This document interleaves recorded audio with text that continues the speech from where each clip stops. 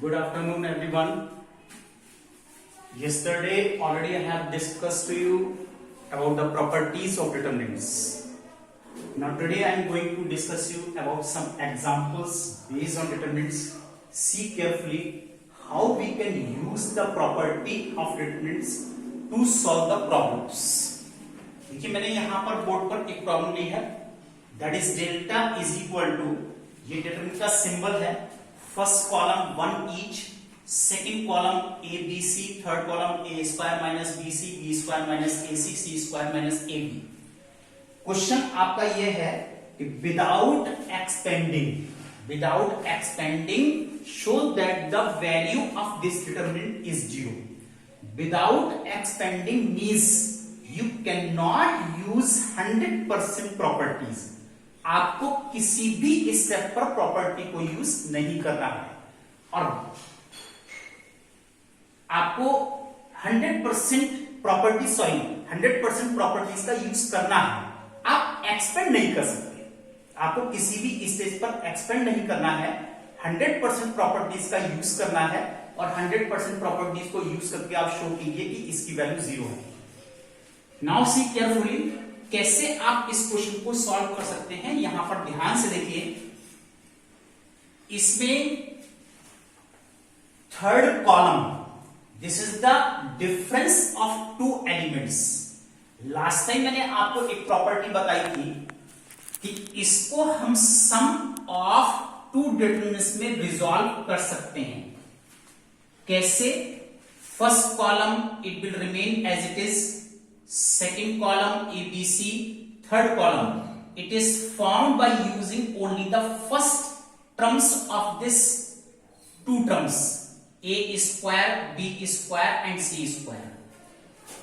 One each, first column, second column ABC, third column जो यहाँ पर सम ऑफ टू टर्म्स हैं, इनमें से सेकेंड टर्म का यूज करके आप इसको फॉर्म कर सकते हैं, minus BC, minus AC and minus AB।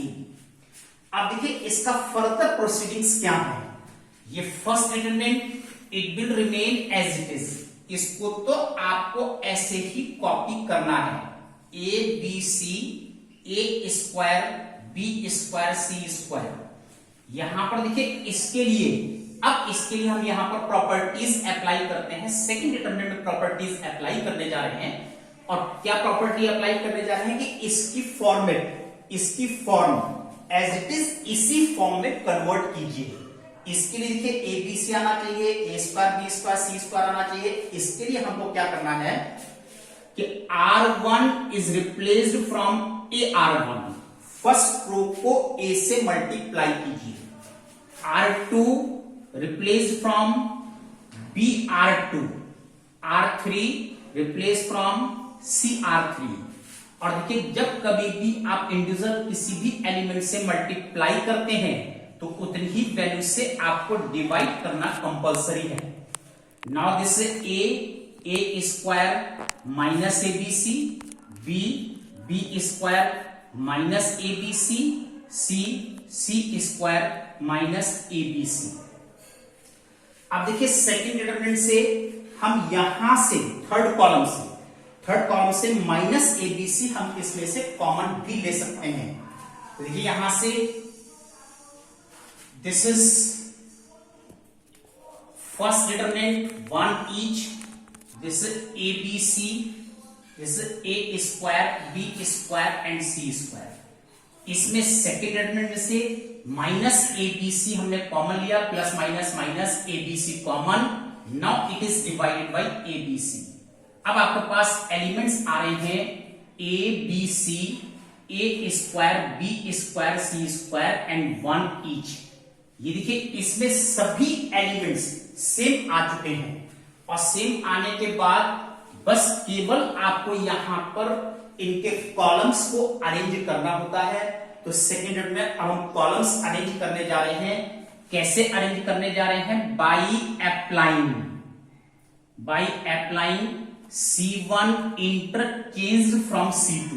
ये साइन होता है इंटरचेंज का, इंटरचेंज फ्रॉम C2, और जब कभी भी टू कॉलम्स को आपस में इंटरचेंज किया जाता है तो इस स्टेटमेंट में माइनस साइन का डिफरेंस आ जाता है, that is minus minus plus, ये वैल्यू कैंसिल है।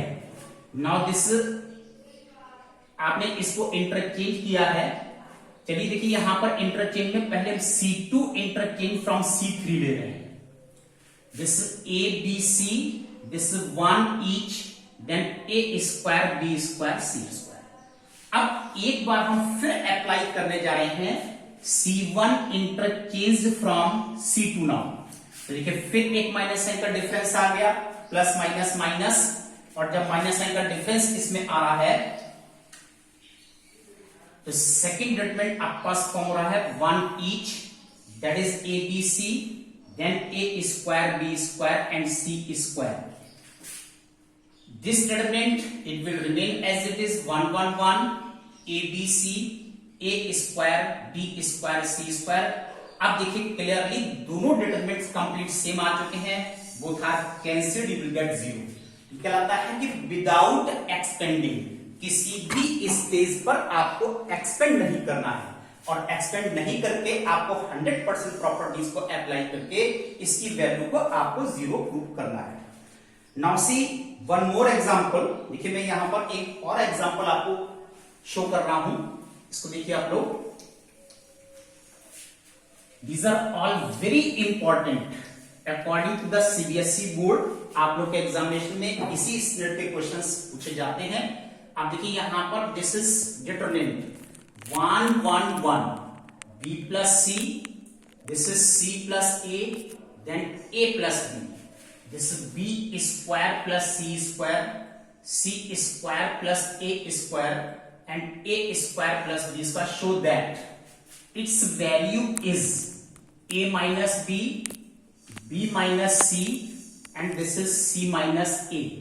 ये क्वेश्चन है show that, शो कीजिए कि इसकी वैल्यू कितनी है। Now this is delta. First step में आप यहां पर इसको कैरी कीजिए, और कैरी करने के बाद अब यहां पर अगर आंसर इसका 3 फैक्टर्स में है तो एटलीस्ट 2 फैक्टर्स आपको कॉमन जरूर लेना है। यानी कि 1 2 3 फैक्टर्स हैं, एटलीस्ट 2 फैक्टर्स आपको कॉमन जरूर लेना है। उसके बाद आप इसको एक्सपेंड कर सकते हैं, और एक्सपेंड करने के लिए इन एनी रो और in any column try to make 2 zeros, और किसी भी कॉलम या किसी भी रो में कोशिश कीजिए कि 2 zeros हमारे पास आना चाहिए। देखिए यहां पर 2 zeros, अगर ये 1 1 1 होता है तो 2 zeros लाना बहुत इजी होता है।